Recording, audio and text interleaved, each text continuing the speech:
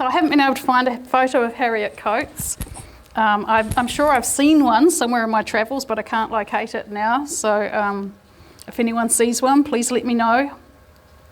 And I don't know if I can pronounce this right, but she was a ecumenist, ahead of her time, interdenominational. Yes, thank you.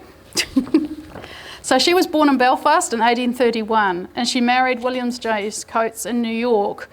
Although according to a death certificate, that's according to a death certificate, because no marriage has been found, and this is actually not that uncommon, I'm finding.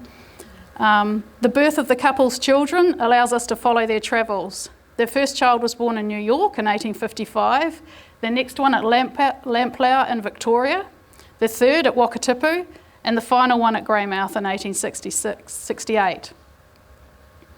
Harriette arrived at Greymouth from Nelson in November 1864, just before the main rush started, and her children were 9 years, 4 years, and 6 months old at the time. Although we have no surviving diaries or letters to provide information about Harriette's personality, there are some glimpses. It is clear that Harriette was an open-minded, charitable woman.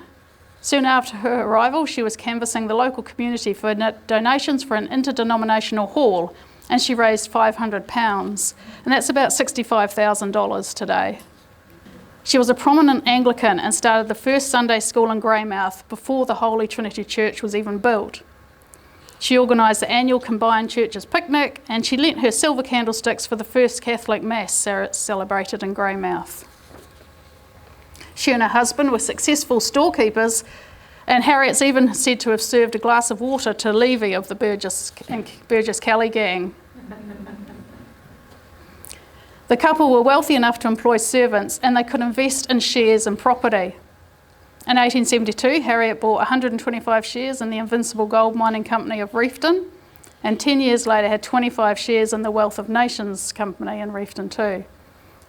In 1882, she leased 100 acres of land at Haupury, and in 1892 petitioned Parliament for compensation for land taken for railway purposes without payment. In 1893, she registered to vote, and rather than describing her occupation as domestic duties, which so many women did, or whoever was recording their occupation, but she said her occupation was farmer. And in 1904, Harriette and William organised their wills, and they made nearly identical wills, leaving everything in a estate to each other and then to be passed on to the children.